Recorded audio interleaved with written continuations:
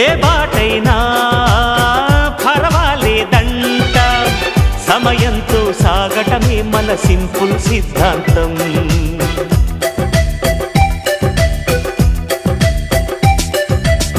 చిరుగాలికి పరిమళమిచ్చే సిరిమల్లెల వనమై ఉందాం, గగనాన్ని నేలను కలిపే హరివిల్లుల బంతెన అవుదాం.